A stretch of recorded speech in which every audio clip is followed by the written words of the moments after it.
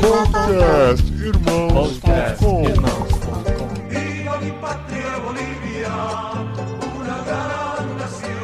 Olá, pessoas!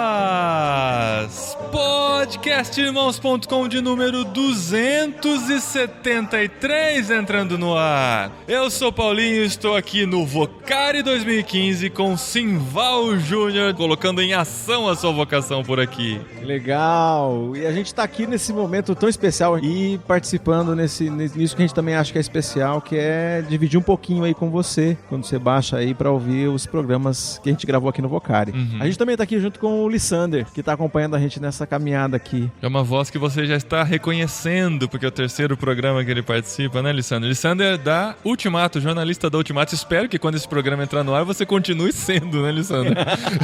É verdade, espero que sim. Obrigado pelo convite, gente. Estou muito feliz de participar, Paulinho. E nós estamos aqui com Rico. Rico é aquele pinguim de Madagascar, né? Você sabia que tem um pinguim? Não sabia que tem um pinguim. É muito legal, é verdade. Você não tem criança pequena, não? Tenho 3, mas acho que esse filme não passou, não. Em casa é só Elsa, Frozen. Ah, tá. São 3 meninas, tá 3 certo. meninas. Esses não entram em casa, que tem 2 meninos. É verdade, se tivesse menino já tinha. E o Rico tá aqui com a gente no Vocari, porque a gente tem falado sobre vocação, sobre gente que encontrou o seu lugar no corpo de Cristo, o seu lugar dentro do reino de Deus. E esse é um cara que tem uma história incrível pra contar pra gente. Nós 3 aqui vamos tentar sugar o máximo de informações dele. E não só a história dele, mas a gente quer entrar numa nova série de programas aqui no podcastirmãos.com, uma série que a gente tem sonhado já há algum tempo, que é falar sobre países, e principalmente países mais desconhecidos pra gente aqui no Brasil. Se for falar de Estados Unidos, Inglaterra e tal, esses países onde tem Copa do Mundo, as pessoas geralmente conhecem mais, né? Japão, né? Se bem que Japão é sempre interessante falar de Japão. Mas a gente tem aqui o Rico, que tem um ministério incrível na Bolívia, e vai apresentar pra gente um pouquinho de como ele chegou nesse país vizinho nosso, irmão nosso, mas tão pouco conhecido. O máximo que a gente conhece da Bolívia é que lá tem altitude. Altitude quando o time brasileiro vai jogar. Onde os times vão lá, sofrem com os 5.000 metros de La Paz e correm no primeiro tempo e depois acaba o fôlego, né? A gente também sabe que a gente tinha um refino de petróleo lá que não tem mais, né? O gás boliviano. Não vem mais gás boliviano pra gente? Não, tinha uma crise, né? A gente teve uma crise política de relacionamento com a Bolívia, porque o Evo Morales, o presidente da Bolívia, tomou a mando pessoal, decisão pessoal, unilateral, tomou uma refinadora, não sei se é uma refinaria. Refinaria de gás que tava lá. Tomou da Petrobras. Simplesmente falou que é meu, acabou. Achado não é roubado. Então Tomou com o exército e tudo, invadiu e tudo mais. E tem uma história curiosa, o Evo precisa vender bastante gás agora, que agora ele não exporta mais. E qual que é o maior país que tem perto da Bolívia pra ele vender gás? Não, mas sabe o que ele faz lá? Todos os carros pôde transformar pro kit gás de graça, e os postos que vende GNV, as frentistas, parece chacrete, assim, são as bolivianas bonitas com pouca roupa. Então, é verdade, essa é a estratégia. Isso tem no eu tive Brasil recentemente também. na Bolívia. Eu tive, acho que faz 3 semanas, um mês que eu tive na Bolívia. E, você não reparou na chacrete? Eu reparei, sim. Mas eu pensei que era só naquele posto, cara. Só em um que eu fui. Não, todo posto é só as bolivianas. Estratégia para que você pare ali para abastecer. Bem interessante. O que mais que a gente sabe da Bolívia? Eu estive na Bolívia em 2001 e me surpreendi com o número de cachorros que tem lá, rapaz. Tem muito cachorro na Bolívia. Rapaz, você tá falando uma coisa. Quando o pessoal vai fazer impacto missionário lá, eu falo assim, se você tirar uma foto e não sair um cachorro, eu te dou R$10. Você não tá na Bolívia. É um Bolívia. desafio. Se você tirar uma foto da galera na rua, assim, tudo, e não sair um cachorro, pode vir cobrar R$10, que é quase impossível. Tem a cidade que eu tô, isso é um dado oficial, são 100 mil cachorros e 25 mil habitantes. É 4 cachorros para cada pessoa. Caramba! É praticamente uma praga pro país. Então, a minha esposa fala, Ricardo, nos impactos missionários, a gente chama enfermeiro, médico, tudo. Tinha que chamar veterinário e fazer uma ação de saúde para castrar essa cachorrada toda aí. Que ideia, mano. A gente nunca pensa, né? Vou levar um veterinário pro impacto missionário, mas nesse caso... social, uma necessidade. Agora tem muitos defensores dos animais se martirizando, ouvindo esse programa. Escrevendo aí, não pode fazer isso, beleza. Eles são tão humanos quanto a gente. gente, aquela coisa. Mas são posicionamentos diferentes. Mas tem uma outra coisa que eu lembro da Bolívia, é que quando eu vou pra lá, eu lembro que lá é a Polívia. Polívia? Polho. É de polho. Polho. O que mais tem? Polho. Come frango, Toda esquina é polho. Polho. Frango o tempo delícia, todo. Eu engordei bastante. É uma delícia o franguinho frito. Então, eu gosto de frango, mas não tanto. Lá é um prato. É o principal.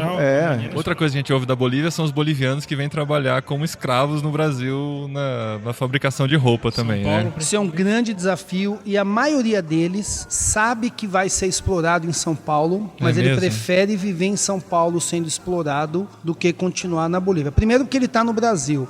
Eu não sei hoje em dia, mas antigamente aquele sonho do brasileiro ir para os Estados Unidos e falar, lá você vai ser faxineiro. Não interessa, eu estou nos Estados Unidos, estou bem. Então essa é a mentalidade que o boliviano tem com relação ao Brasil. Poxa, você vai trabalhar lá, você vai ser explorado, você vai ganhar pouco, você vai ter que... Ele fala, não importa, eu estou no Brasil, eu estou em São Paulo, isso é o que vale. Não que seja justo, mas não tem tanta inocência da parte deles. Eles vêm sabendo que serão explorados e eles aceitam devido à enorme miséria que tem no país. Para ter uma ideia, como deve estar por lá para o cara pensar, sabendo vir numa situação dessa, pra gente imaginar. Não, querer vir pro Brasil em primeiro lugar, né? A gente também perde um pouco a noção de como nós estamos, né? A gente tá vendo de dentro, né? Verdade. Isso eu confesso que foi uma das coisas que me impressionou quando eu estive na Bolívia em 2001. Eu não conhecia o país nem nada e é realmente a pobreza, viu? Muito pobre. A Bolívia é o país mais pobre da América do Sul. Eu tinha esse dado também, que ia confirmar contigo isso aí. Exatamente. A Bolívia é o país mais pobre aqui da América do Sul. Na verdade, se a gente pegar a América Central, só tem o Haiti que fica ali junto com a Bolívia. E o Banco Suíço fez uma pesquisa de desenvolvimento em todos os países do mundo. A Bolívia é o único país que tem índices iguais aos países africanos. Então você vê, um país aqui do lado e nós temos um desafio tremendo da pobreza e da miséria.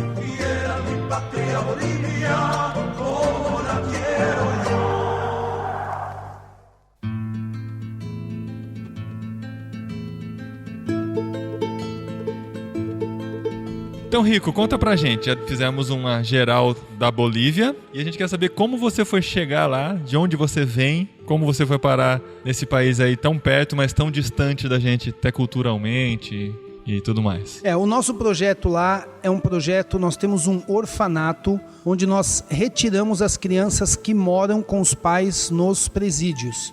Então quem está ouvindo pode falar, poxa, mas a criança mora com o pai? Bolívia é um dos únicos, até onde eu sei, o único país do mundo que por lei permite que a criança more com o pai no presídio. Caramba. Ou a mãe. Então a pessoa vai presa, a família, tio, tia, avó é muito pobre para ficar com a criança, não existem orfanatos, então a criança acaba indo morar junto com o pai dentro do presídio. Num primeiro momento, isso pode até soar uma coisa legal, porque você fala, ele tá junto do pai e da mãe. Não, mas as crianças vivem uma situação horrível, desumana. Não vai para o hospital, não vai para médico, e ele vive ali num ritmo de cadeia, num ritmo de presídio. Na verdade, uma pessoa que não cometeu crime nenhum encarcerada. Exatamente. E ele, quando uma enorme de uma injustiça, né? Uma gigantesca injustiça. Então, quando é horário de cela, a criança tem que entrar para a cela, horário de banho de sol, a criança tem que ir para o banho de sol. E daí você tem, primeiro, vários direitos garantidos pela criança, no próprio ECA, no Estatuto da Criança, que é o código, né, do ninho e do adolescente, que são violados, porque a criança não tem liberdade, a criança não tem educação, a criança está sofrendo sérios riscos físicos e psicológicos. Inclusive, o maior risco psicológico, o governo boliviano emitiu um relatório sobre essa situação, dizendo que eles estavam criando bombas que iam soltar na sociedade. Por quê? Uma criança que cresce no presídio, ela não tem aversão a presídio. Então, quando ela for um jovem e estiver na rua, fala, olha, não vai roubar, não vai matar, porque você pode ir preso. O ser preso deveria soar como uma punição, deveria soar como uma penitência, né? Como uma coisa ruim. Mas uma criança que cresceu no presídio, para ela estar preso ou estar fora, para ela não vai fazer tanta diferença. Então, isso não vai, né, reprimir ele. E disso o fato de que ela pode também também, quando ela sair, ficar se sentindo injustiçada, com toda razão, né? Eu fui preso, mas eu não uma vítima da sociedade, né? Eu sou uma vítima, então eu posso fazer, eu posso reagir.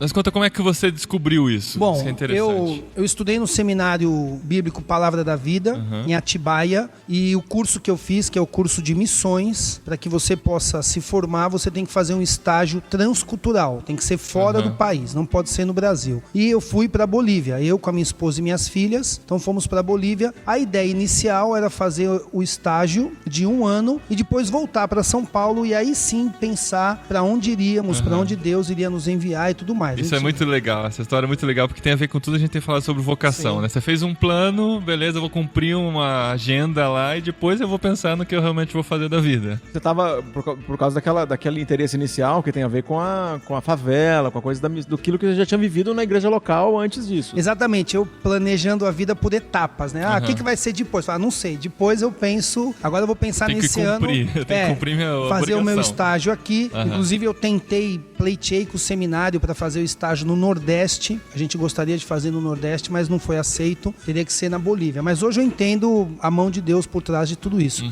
E fazendo estágio na igreja, eu fui no presídio para fazer um culto. Só que eu fui no presídio para fazer um culto para os homens, para os adultos. E você não fazia ideia da situação? Nenhuma ideia, Paulinho. E ainda, quando a gente decidiu, foi aprovado a nossa igreja e o seminário que a gente ia para Bolívia, eu fiz muita pesquisa na internet, coisa de missionário que está indo para o campo.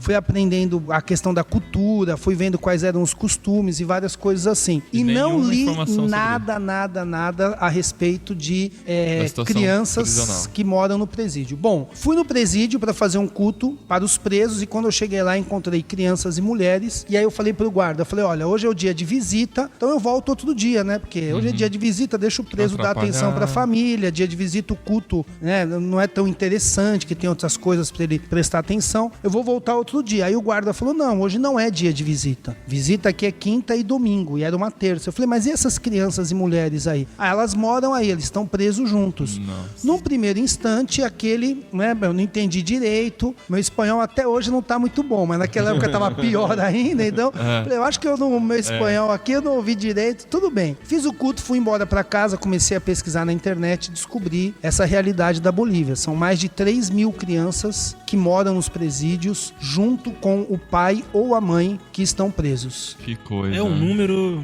inacreditável, não é, gente? E para a sociedade, para os bolivianos que não estão presos, como eles enxergam isso? Alguns se preocupam, mas a maioria tem uma grande diferença. Inclusive, esse é a minha primeira grande decepção, o primeiro choque que eu tive foi chegar nas pessoas e falar, olha, tem criança no presídio, nós temos que fazer alguma coisa. Aí o pessoal falava, não, aqui é assim mesmo, não tem problema não. Não, mas melhor olha, lá as crianças estão rua.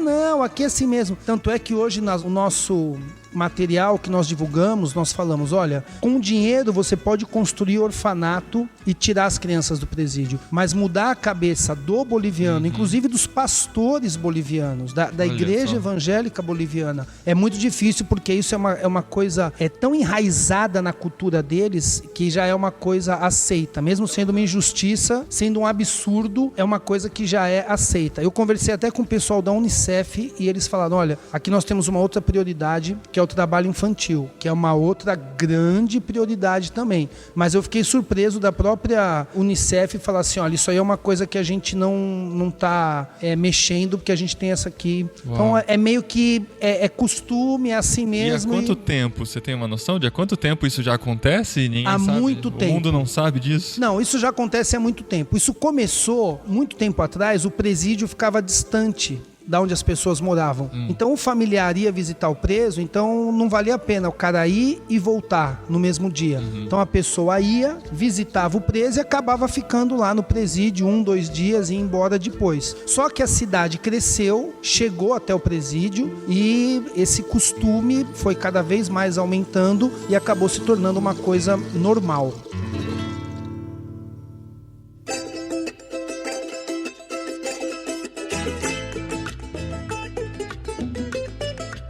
Você estava falando dessa questão de que pode ser uma coisa cultural da população boliviana, mas Pelo que você está falando também, dá a entender, a gente pode pensar que também é um atestado de falência, de ausência do próprio Estado para cuidar. É o poder público, né? Para cuidar de uma criança sem os pais. Por uma razão de criminalidade, não podem cuidar dos pais, né? Aqui no Brasil a gente tem um problema também, né? Quer dizer, você tem os conselhos tutelares, você tem os abrigos, uma certa rede de proteção da criança por meio do Estado. Também é muito falha, tem suas dificuldades, mas parece que está na pauta de quem luta em defesa da criança aqui no Brasil que há esses sujeitos, há essas possibilidades. E a criança tem que ser protegida, né? Na própria Constituição brasileira, a criança é prioridade absoluta, né? Parece que lá também tem essa coisa de... ninguém fala que é culpa do Estado? Fala. O problema são 3. Primeiro, como o Paulinho falou, a consciência das pessoas. O primeiro problema é a indiferença. O segundo problema é a pobreza e a indiferença da família. Que aqui no Brasil a gente sabe, onde come um, come dois, né? Se você precisa ficar com seu sobrinho, seu primo, se acontece alguma coisa com seu parente. Lá não. O filho é teu, o problema é teu. Se você foi preso, eu mal tenho pra mim... É uma questão cultural. Não, eu mal tenho pra mim, eu vou ficar com mais 2 crianças aqui, eu não tenho condução. E não existem orfanatos e abrigos. Nós somos o único orfanato num raio de 300 quilômetros. Então existem muitos poucos orfanatos e abrigos. E tem uma outra questão, e aí já é uma história interessante. Quando nós tiramos as crianças do presídio definitivamente, uma mãe não quis deixar uma filha aí com a gente. Ela falou, não quero. Ela continua indo só de manhã e voltando à noite, como a gente fazia antes. Aí a gente foi conversando com ela, tudo. Ela foi falando assim, olha, eu não confio em ninguém. Eu tenho meus parentes para deixar minha filha. E eles até querem ficar. Mas eu não deixo porque eu tenho medo que alguém abuse dela. Então eu não quero deixar. Bom, o fim da história é bonito, porque essa mulher precisou operar e ela ia ficar 20 dias de cama, e as próprias presas da cela falaram assim, olha, ninguém vai cuidar da sua filha, então manda ela pro orfanato esses 20 dias. E a Judite foi pro orfanato e ficou esses 20 dias. Quando acabou os 20 dias, a própria Judite, uma menina de 6 anos de idade, falou pra mãe, mãe, eu não quero mais morar aqui no presídio, eu quero agora morar lá no orfanato e eu quero vir aqui só visitar a senhora. Então, a mãe precisou ouvir da boca da filha, ver que a filha estava bem, ganhar confiança, porque eles são muito desconfiados com parente, com conhecido, imagina com quem não conhece. Estrangeiro ainda. Vamos voltar um pouquinho então, porque a gente já contou uma surpresa que estava dentro da nossa cronologia aqui. Então você vendo aquela situação, enxergou uma necessidade e pensou, eu não posso passar aqui só esse 1 ano de estágio, a gente precisa fazer uma diferença nessa realidade. Exatamente. Quando nós vimos essa realidade, eu procurei a Defensoria de Laninhês,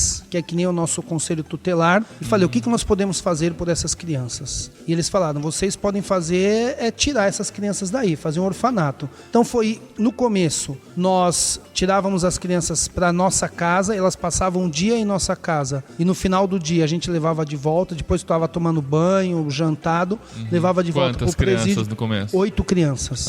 E aí depois de uns 6 meses foi quando nós começamos o orfanato. Agora, pegando o tema da vocação, como que a gente desenvolve a vocação? Eu acho que uma das maneiras de desenvolvermos a vocação é exatamente dando uma resposta bíblica para injustiças que estão ao nosso alcance.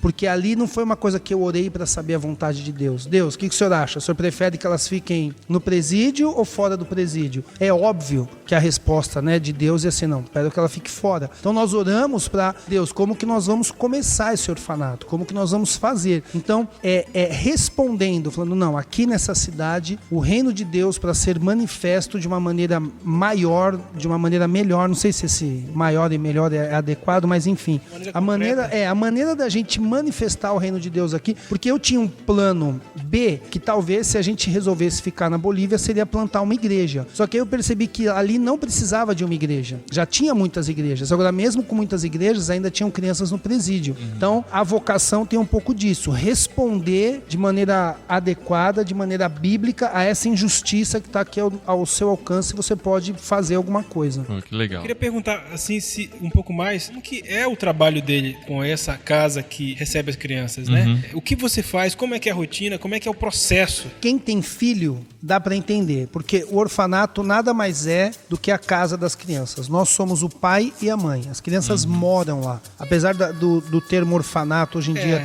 fala abrigo, né? Porque elas têm o pai e a mãe. Eles não são órfãos, né? Enfim, mas as crianças moram lá. Então nós que vamos em reunião da escola, nós que levamos no médico, nós que choramos quando tá triste, a gente que dá bronca, que põe de castigo, a gente que ajuda a fazer lição de casa, tudo aquilo que um pai e uma mãe tem que fazer para uma criança é o que nós fazemos para aquelas crianças. Elas estão conosco 24 horas por dia, elas moram no orfanato. Então tem as missionárias que moram no orfanato. Então elas estão ali e o nosso ministério é esse. Até tem a parte de estudo bíblico, de devocional, mas a nossa rotina é cortar unha, ensinar a criança a limpar o bumbum, ensinar a criança a tomar banho, enfim, cortar o cabelo. A nossa rotina é rotina de quem tem filho sabe muito bem como é que é essa rotina e é isso aí. E são quantas crianças hoje? Hoje nós temos 14 crianças. Uau! E qual é a cidade? Porto Soares. Então, Soares, perto de Corumbá. Fronteira com o Brasil. Na cadeia que é ali em Porto Soares, então todas as crianças que vocês tiraram do presídio? Hoje a cadeia de Porto Soares não tem nenhuma criança a mais e nós temos um acordo com a polícia de que caso chegue alguma mãe com criança ali, só se ela for menor de 2 anos. Aí nós não temos condições de receber no orfanato, que precisa de uma estrutura diferenciada, especial para bebê. Mas se não, o pai entra e a criança vem. E já aconteceu uma vez só depois que a gente tirou, chegou um pai junto com uma menina de 9 anos e aí o pai tinha que autorizar, mas a gente conversou, os outros presos conversaram, não, é de confiança, tudo, tranquilo, aí ele deixou. Que olha só, como a lei permite, você pode ter um orfanato que tem 10 refeições por dia, piscina aquecida e tudo do bom e do melhor. Se o pai falar não, é não, porque ele está resguardado pela lei. E ele pode ficar com a criança lá? Pode ficar com a criança dentro da cadeia que ninguém vai falar nada. Então o mais triste em tudo isso, né, quando a gente olha para essas questões de justiça social, que a gente vai encontrar no Brasil, quando a gente fala sobre a África também, e a gente falando sobre a Bolívia, o IDH da Bolívia é semelhante a muitos países, né, de miséria, né, terrível como que a gente tem na África, é que a pessoa está numa situação de miséria, mas ela não se apercebe disso, ela não reconhece que está nesse ambiente. Então nós, do Expressação, tivemos projetos de curto prazo na Bolívia, foi lá que a gente conheceu o Rico, foi numa das oportunidades, e depois outras vezes indo para a Bolívia, conhecendo outras pessoas, pregando nas igrejas e dando treinamento lá de liderança, de ver que as pessoas não percebem isso. E quando eu cheguei na Bolívia as primeiras vezes e comecei a lidar com isso, eu fui pregar numa igreja Assembleia de Deus, no lugarejo chamado Limoncito, na Grande Santa Cruz. Eu tinha um programa de rádio e eu fui lá pra falar. E eles cuidavam de um asilo, era um pastor brasileiro. E, cara, eu fiquei chocado. Eu preguei lá, eu tava falando com... Não sei o que eu tava falando, com quem eu tava falando. Não tava falando nem comigo mesmo, tava falando... Depois que eu saí dali, eu cheguei do aeroporto e fui direto pra lá, preguei. Depois que preguei, fui nesse asilo, cheguei no asilo e vi, cara, aquela coisa... Um asilo já era ruim pros padrões daqui, mas era maravilhoso pros padrões de lá. O pastor contando as histórias ali do asilo, e o pastor ficava emocionadíssimo. E aí essa questão da miséria. E quando começa a contar as histórias, depois a gente levou nosso pessoal de curto prazo, conhecer o Rico, aí essa imersão na cultura e ficar vendo as crianças em coisas simples, coisas muito simples. Qualquer escola bíblica nossa que a gente dá uma bala, um negócio... É o máximo pra ela. As coisas que a gente prepara aqui no Brasil pra fazer, que a gente dá... a gente não dá um pirulito, né? Dá sempre, sei lá, 5 balas, um docinho, mais uma coisa. Isso era um presente, era uma coisa fantástica. A equipe se emocionou um dos dias lá contando isso, porque era uma coisa que estava muito, mas muito fora da realidade de todo mundo, porque nessa equipe a gente vai ter o menino que cresceu em condição mais precária, mas a gente vai ter gente que nunca passou necessidade de nada. Que ela tá lá como voluntário. E essa pessoa tem um choque de cultura, e posso falar de mim, eu cresci com certa dificuldade. E quando eu vejo isso, fico com o meu coração apertado. Tem muitas mães que buscam o orfanato querendo colocar seus filhos. E a gente fala não, que ele tem o pai e tem a mãe. Mas eu percebi que a vida que tem no orfanato é uma vida que nenhuma criança tem. Uma vez um garoto falou assim pra mim, poxa, eu queria ir pro orfanato. Eu falei, por que você queria ir pro orfanato? Você apanha da sua mãe? Você mora na rua, tudo? Ele falou, não. É porque falaram que aí no orfanato cada criança tem a sua cama. Uau. Então, como eu queria ter uma cama só pra mim. Então, você não deixa eu morar no orfanato? Aí eu falei assim pra ele, e como é que é na sua casa? Ele falou, é uma cama só, dorme eu, minha mãe e meus 3 irmãos. Então, o meu sonho é eu ter uma cama só pra mim. Deixa eu morar aí no orfanato. Realmente, é isso que você tá falando. É uma miséria muito, muito, muito grande. E eles têm um sentimento um pouco assim, na igreja que eu fiz estágio, eu trabalhei 6 meses para eles mandarem uma oferta para missões. Porque eu falava, olha, vamos mandar uma oferta para missões? Aqui na Bolívia mesmo, para algum missionário, assim, não, nós que temos que receber a oferta missionária. Eu falei, não, a igreja pode separar um pouco. Então tem muito esse sentimento de coitadinho, só receber, só receber, só receber.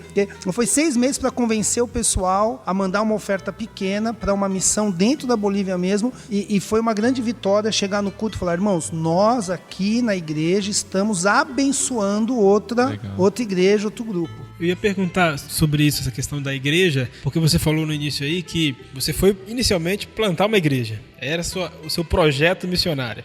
Você chegou, viu uma certa realidade, fez a comparação com a realidade eclesiástica que estava lá e falou, não, aqui já tem várias igrejas, eu posso fazer um tipo de serviço ao reino de Deus que ninguém está fazendo, né? Aí eu fiquei pensando de perguntar isso, como que é a relação do seu projeto, da sua organização, com as igrejas locais lá da Bolívia? É boa? As pessoas entendem? Ou as pessoas, por conta da cultura, acham que é uma coisa que está indo contra a cultura? Não, assim. não. As igrejas apoiam, as igrejas gostam. Na verdade é assim, né? É um pouco como aqui no Brasil. Depois que você fez, todo mundo vai lá elogiar, fala, puxa, que legal. Nossa, olha, você tirou as crianças do presídio, não sei o quê. Aí eu falo assim, você estava aqui há 20 anos e nunca olhou para isso, e nunca fez isso, e nunca, né? Então, a gente tem bastante apoio, sim, das igrejas. Financeiro lá... também? Não, financeiro não. Financeiro é só do Brasil. Mas lá o pessoal doa alimentos, tem a igreja que as crianças congregam, então o pessoal ajuda.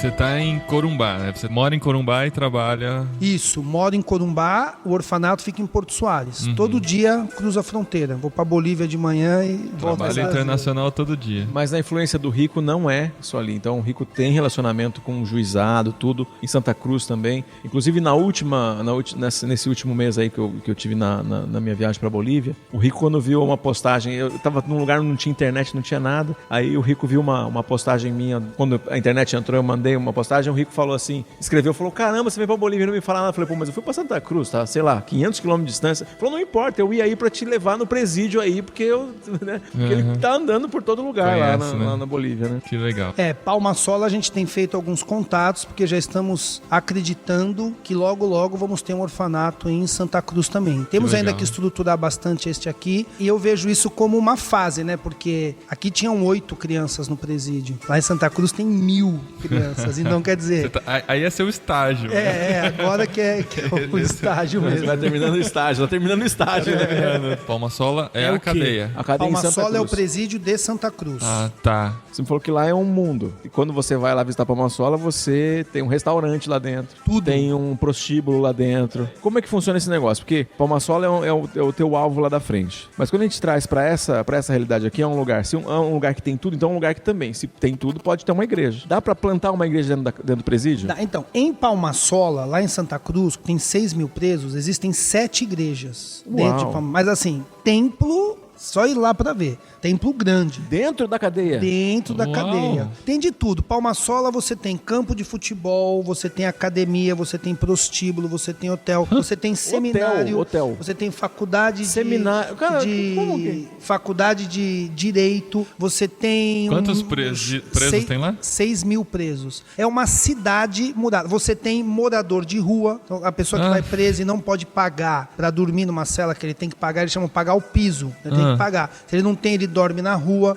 Você tem a área dos noia, que os caras ficam acorrentados num poste, que são os noia. Quem rouba tênis, rouba cueca, camisa do varal pra usar droga. Os próprios presos pegam esses caras. É uma punição dentro do presídio. Então é uma realidade que só vendo. Tem mulheres que o marido vai preso, ela vai morar junto com ele. Então ela sai de manhã para trabalhar, sai do presídio, vai trabalhar, fazer as coisas, e à noite ela volta para casa. Para onde que ela volta para casa? Dentro do presídio. E mora lá, entendeu? E isso é Palmasola, que é uma cidade murada. Mas é mais humano, assim, a situação deles? Porque você falou que são casas até. Sim, tem casa. Tem alguns que tem sobradinho, tudo, e tem outros que é pavilhão com celas mesmo. Aí quem tem mais condição paga. Mais condição vive melhor. Que desvirtuamento incrível. Que mundo é esse, né, cara? Ele queria me levar lá. Existe isso, do nosso lado, cara. Não, aqui... só indo e vendo. Não adianta eu te contar. Eu levei um americano lá, quando ele saiu do presídio, mesmo que ele é brancão, ele entrou, ele saiu, ele tava transparente, né? Que ele ficou assim. E quando ele saiu, ele falou assim pra mim, ele falou, eu não vou contar pros meus amigos, porque se eu contar, ninguém vai acreditar. Eles vão falar que eu tô exagerando tudo. Ele falou, sabe por quê? Porque se alguém contasse pra mim o que eu vi, eu também não ia acreditar. Por isso que eu queria te levar lá, porque é uma situação bem atípica. Uma outra coisa interessante do sistema carcerário boliviano, o governo não dá nada. Não dá nada. Dá todo mês 200 bolivianos em espécie, em dinheiro. Então ele tem que fazer a própria comida, ele tem que se virar. Nossa, o governo não dá nada. A primeira vez que eu entrei no presídio, essa vez que eu vi as crianças, eu vi um cara cortando um boi, metade de um boi, o cara com machado, assim, né? Dentro da cadeia? Dentro da cadeia. Aí eu falei pro guarda, mas ele tá com machado. Aí o cara do lado, sabe aquela, eu não sei como é que chama aquele negócio que afia a faca do açougueiro, um negócio compridinho assim, um afiador. O cara com a faca gigante desse tamanho e afiando assim, ó, dentro do presídio. Aí eu falei pro guarda, mas no Brasil, só quem tá na cozinha e mesmo assim a arma fica na cozinha. Ele falou, não, aqui eles precisam disso porque eles mesmos que fazem a comida deles. Pra você ter ideia, eu já fui no presídio, eles só pedem o meu celular. Eu já fui uma vez com canivete, que eu tava trabalhando, fazendo alguma coisa, não lembro, e acabou ficando no bolso. E aí eu botei em cima da mesa, pra entrar no culto, o canivete, canivete grande, e o celular. O guarda pegou só o celular e falou, não, o canivete pode. Eu falei, o canivete, não, pode entrar, pode fazer o culto, não tem problema não. O celular ficou, eu entrei com o canivete, fiz o culto, saí. Então, o sistema prisional da Bolívia, ele é bastante atípico. Aí 200 bolivianos, gente. 200 bolivianos é o dinheiro da Bolívia, tá bom? Não são pessoas. 200 bolivianos... É bom falar isso, né? Ele dá 200 bolivianos. Boa observação. Não, 200 bolivianos não dá pro cara comer. Então, se a pessoa não recebe visita, que a visita traz, ele tem que lavar roupa para alguém, ele tem que vender um café, um quisuco no dia da visita, né? Se prostituir, ele tem que fazer alguma coisa para poder complementar. Da Exatamente. Agora, onde nós estamos em Porto Soares é um presídio bem menor, é um presídio que tem 100 e poucos presos. E foi nesse presídio que a gente começou a fazer o culto e temos uma igreja lá. Já batizamos 10 presos. Então você plantou uma igreja na cadeia? Plantamos uma igreja dentro do presídio. Então nós temos culto toda semana, temos Santa Ceia, já fizemos 10 batismos, não de uma vez, mas ao longo desses 3 anos já foram batizados na caixa d'água ali mesmo, pedimos autorização para usar a caixa d'água. Então tem legal. A igreja que continua funcionando ali dentro do presídio.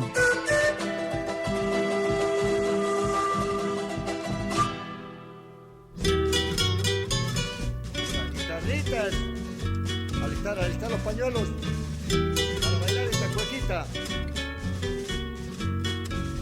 E você falou que a Unicef tem a prioridade de atacar o trabalho infantil na Bolívia. Como que é essa situação lá? Então, agora em julho do ano passado, de 2014, acabou de ser aprovado o novo Código do Ninho e Adolescente, que é que nem o nosso ECA, o Estatuto da Criança e do Adolescente.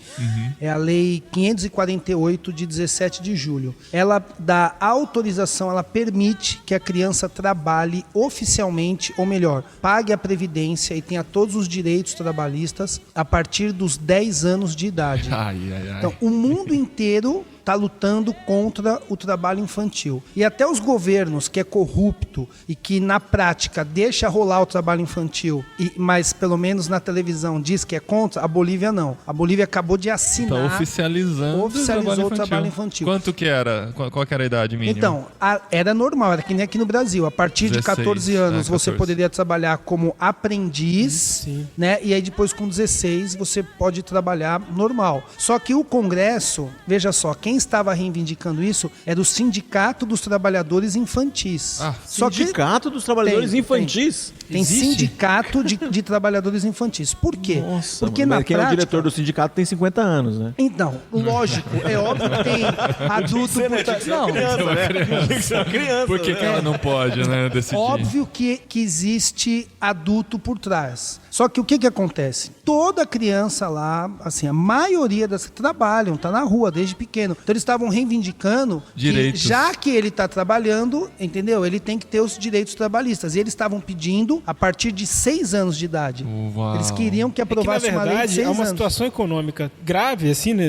Eles não têm condições de sobreviver dignamente e eles têm que se virar, né? Aí eles tentam se virar. Só que o problema é quando a gente transforma essa tentativa de sobrevivência numa situação precária em lei. Não, é. Se você transformar em lei, você está legitimando a situação precária. Tá reconhecendo... Está reconhecendo e o Estado dizendo, não, é isso mesmo, continua assim, nós não vamos mudar nada, continua assim. E outra coisa, quando você aprova uma lei dessa, você está sepultando a possibilidade dele ir para a escola, né? Exatamente. E estudar mesmo. Tá garantindo, tá perpetuando a injustiça e perpetuando esse estado de miséria. E eles tiveram que mudar todo o ECA, ajustaram várias coisas, porque exatamente se eles aprovassem isso ia bater de frente com outros direitos da criança, então eles tiveram que mudar toda a lei do ECA para que essa lei que autoriza a criança não ferisse outras. Agora, na prática, lá você vê criança muito pequena já trabalhando, Sim. Toda criança você vê lá com a sua cestinha de empanada e sua garrafinha de café. Eu vi muito isso também lá, é verdade. Vendendo para tudo que é lado. Suco de coco, né? Isso, suco de coco é uma delícia. Não, falei, a minha esposa disse, Ricardo, a gente tinha que começar a vender suco de coco no Brasil, a gente ia ficar rico, porque ela rala o coco, delícia, a boliviana ela rala todo o coco e bate no liquidificador com água, um pouquinho de açúcar, é quase que uma vitamina, top de linha. É, bom demais.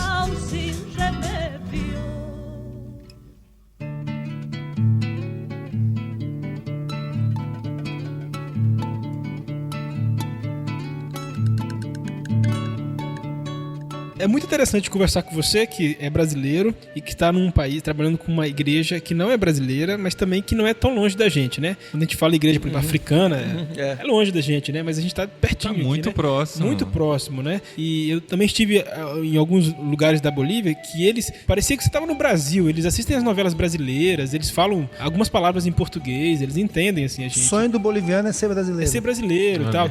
Mas uma coisa que eu queria te perguntar é o seguinte, como que é essa experiência de a igreja brasileira tendo que assumir uma posição de responsabilidade diante de uma igreja que não é brasileira e que é talvez em uma situação de risco, né, ou financeira pior do que a igreja brasileira? Porque a gente também, às vezes, padece desse mal de dependência de outros também, de coitadinho de outros também, né? Mas você fez o outro caminho, né? Então, quando eu cheguei na Bolívia e comecei a conhecer um pouco mais das igrejas, aquilo que a gente fala, às vezes, da África, ou fala muito da África, que missões estendeu muito o número de igrejas, conseguiu abrir muitas igrejas, mas a profundidade, o conhecimento dos pastores e da liderança é muito pequeno. Eu vejo um pouco disso na Bolívia. Então, se abriram muitas igrejas, assim que nem aqui no Brasil, já todo mundo vai, abre uma igreja, começa um trabalho, só que o conhecimento bíblico, o conhecimento teológico, ele precisa ser ainda um pouquinho mais aperfeiçoado. E eu acho que falta de conhecimento bíblico, eu acho que a primeira consequência é talvez você não compreender direito as questões do reino e as questões de justiça.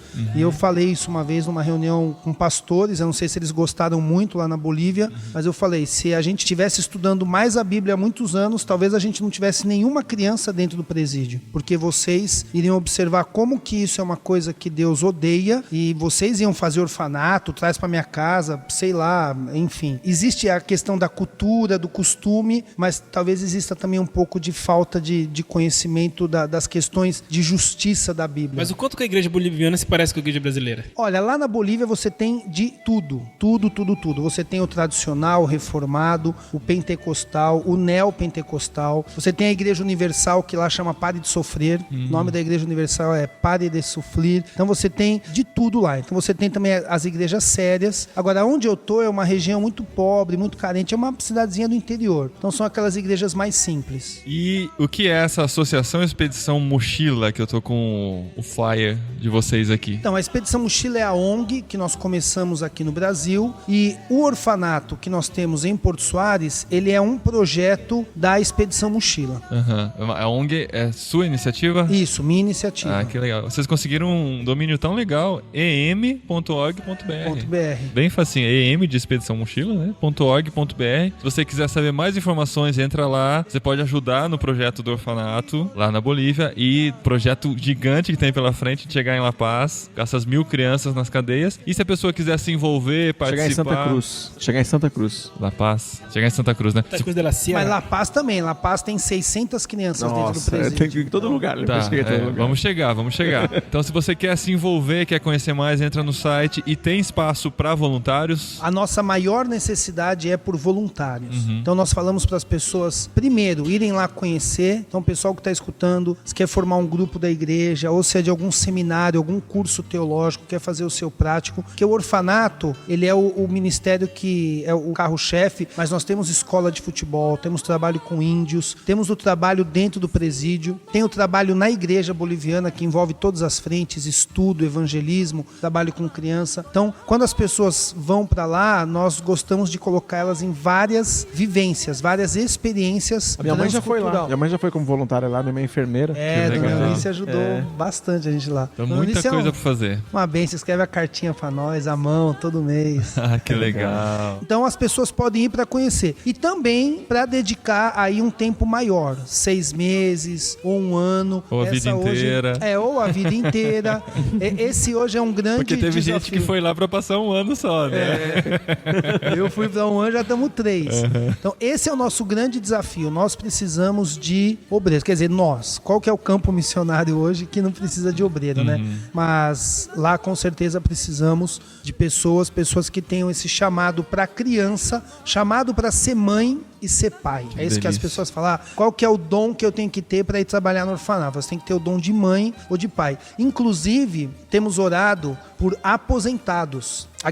Pessoas que já se aposentaram, eles têm a experiência de ter criado os filhos, eles têm tempo disponível, eles têm uma condição econômica um pouco melhor, não vai depender tanto desse negócio de mantenedor, de igreja. Então, se tiver algum casal de aposentado nos ouvindo e quiser passar 1 ano em Porto Soares, vai ser muito bem-vindo. Mas não só aposentado, quem gosta de trabalhar com criança, de cuidar de criança. Nós temos muitas histórias. Nós temos um garoto, o Juan, que ele, quando chegou no orfanato, batia nos missionários, mordia os missionários. Ele não sabia nem segurar um lápis direito. Era uma criança completamente... era um bicho. E hoje o Juan, ele é, assim, um exemplo. Você chega lá, ele te abraça, ele conversa. Ele ganhou agora o primeiro da sala. Então, esse um trabalho de mudar a vida da criança ali no dia a dia, né? No cuidado diário. Muito bom, Rico. Muito legal conhecer seu ministério. Te conheci hoje, né? Fiquei feliz de saber que você ouve o nosso programa. Fã número 1. E a gente vai divulgar esse trabalho, que as pessoas conheçam, se envolvam e busquem, né? Cada vez mais a sua própria vocação, o seu lugar no reino para fazer diferença onde estão. É isso aí. Eu agradeço a você, Paulinho, e agradeço também o Simval Júnior, que deu essa oportunidade pra gente, né? Agilizou pra gente estar aqui, divulgando tudo. É assim que as coisas vão acontecendo, com os camaradas que acreditam na gente. Legal. Obrigado. E valeu, Lissander, também por ajudar a gente mais uma vez aqui. Obrigado, Paulinho. E a gente espera voltar em breve com mais países para você conhecer. Quem sabe, né? Vão sair missionários desses programas, ouvindo esses programas, vão contar lá na frente. Eu vi um programa do podcast falando sobre tal país e agora eu tô trabalhando lá. Muito bom. Valeu.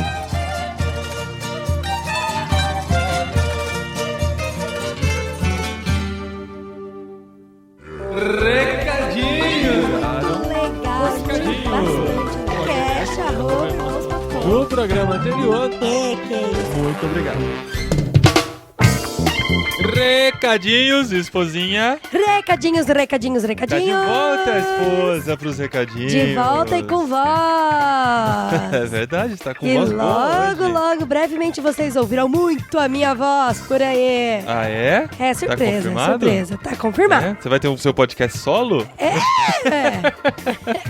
Então, já que você tá com a voz boa, canta uma música pra nós, esposa. Continue a nadar. Nadar. Não? Tava assistindo Nemo com as crianças, pelo jeito. Bolhas. Muito bem, esposa. Esse programa você não sabe também do que se trata. Não. Mas eu só digo uma coisa. Explodir cabeça, eu sei que é termo de outro podcast, mas esse foi de explodir cabeça. Sério? Esse eu vou ter que ouvir várias vezes? Não, mas assim, teve muitas coisas surpreendentes. A gente falou da Bolívia, um país aqui do nosso lado. Olha só! Mas, querido, eu não tinha a mínima ideia das coisas que acontecem por lá, principalmente com relação às crianças. Nossa, a Bolívia é punk, punk. Eu nunca fui pra Bolívia, mas assim, eu conheço várias pessoas que eram de lá e que iam muito pra lá por causa que é divisa com Mato Grosso do Sul, né? Então tinha vizinha minha que era da Bolívia, mas era punk o negócio. Então, terminando esse podcast, separa um tempo pra orar pela Bolívia, pelos bolivianos, pelas crianças da Bolívia e pela Expedição Mochila, que é a missão aqui do nosso querido Rico, que participou com a gente desse programa, tá bom? E outros programas como esse virão também. A gente gravou vários programas no Vocari, estamos distribuindo durante o ano, tem muita coisa boa vindo por aí. Muita coisa boa, muita coisa. Por falar em coisa boa, tem podcast Cepal também, que tem muita coisa boa. Sei que você ia falar da iogurteira Top Term. Não, o podcast Cepal já tem 2 programas no ar e tem uma mensagem, né, que é do Ronaldo Lidório. Semana que vem tem outra mensagem também. Então, teve alguém que comentou lá, desculpa, eu não lembro quem comentou, mas falou, a numeração tá errada. Não, é que os programas de entrevista são 1, 2, 3, 4 e as mensagens são no meio, né? Eu não sabia se eu chamava de 1,5 ou 1+, eu chamei de 1P e é assim que tá o podcast Cepal. Então, intercalando com o podcast Irmãos.com, tem um episódio do podcast Cepal. Mas não é por causa de um P de plus, é um P de Paulinho, que é seu nome. E olha só, as pessoas talvez não estejam descobrindo o podcast Cepal. Tem que ir atrás de um novo feed, tem que entrar num novo link. A gente vai dar uma de Nobarquinho aqui. O Nobarquinho também inspira a gente. Olha só. Dentro do feed principal do Nobarquinho, eles colocaram todos os sub-podcasts deles. Olha, então, boa ideia, hein, Thiago? É o Thiago que teve essa ideia, né? Por que o Thiago? Porque não deve ter sido o Matheus nem o Pedro. Não. Olha só, superestimou o Thiago agora. Mas a gente vai fazer a mesma coisa com o podcast Cepal dentro de Irmãos.com. Então vai aparecer dentro do feed de Irmãos.com o podcast Cepal também, pra você ter acesso a ele também. Beleza. E vai continuar existindo o feed do podcast Cepal. Então se você assina Irmãos.com, no meio dos nossos programas vai entrar também episódio do podcast Cepal. E sobre o programa anterior, aproveitando que você tá com voz boa, esposa, tem a honra de ler este comentário do Lucas Linsmeyer Hale, de Joinville. Olha, ainda bem que você leu o nome dele, hein? Pra não correr o risco de eu ler errado. O programa anterior a gente gravou com o Jaziel Botelho e o Marcelo Gualberto, além do Simval Júnior, Marcos Botelho e MV, e eu. A gente gravou sobre Ministérios Sustentáveis. Infelizmente tivemos poucos comentários, mas esse muito relevante do Lucas. Inclusive, galera, comenta, galera. Ouçam o programa anterior porque ele tá muito especial também, viu? Olá, pessoas! Muito bom esse tema. Ministério e liderança sempre são assuntos que amo escutar e conversar sobre.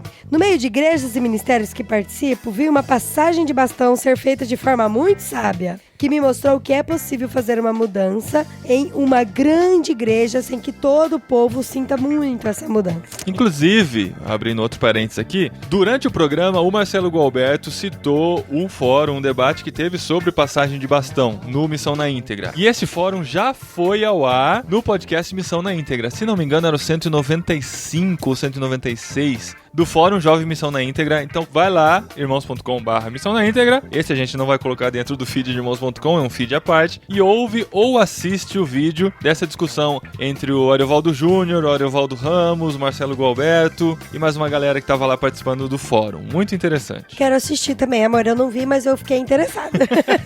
Minha divulgação te convenceu? Convenceu. A gente só precisa ter internet em casa de novo.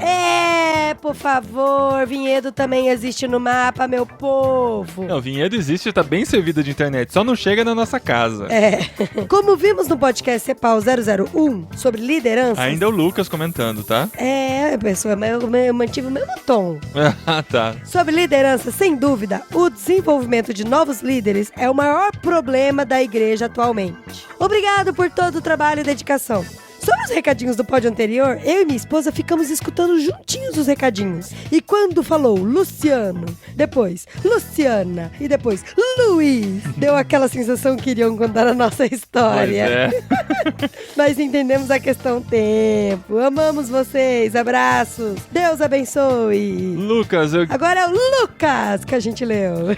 Lucas, inclusive, queria pedir desculpa que quando você comentou o programa, eu li o comentário na hora, Lucas, e falei, esse comentário, essa história tem que entrar nos recadinhos. Só que depois, quando eu fui gravar com o Ariel, eu acabei perdendo o recadinho. Então, desculpa, Lucas, essa história é muito legal mesmo. Ele que conta deles andando no meio da chuva, ela vestida de noiva, chegando no hotel, o pessoal achando que era a lenda da mulher de branco lá da cidade. Poxa, que da hora! Então, se vocês... Eu vi isso aí, era a história do Lucas, então? É, a história do Lucas. Desculpa, Lucas, a história realmente é legal. E se você quiser saber que história é essa, vai lá no programa 270, em que a gente conta histórias de casamento e vê qual é essa história do Lucas. Então, galera, obrigado por comentar. Obrigado!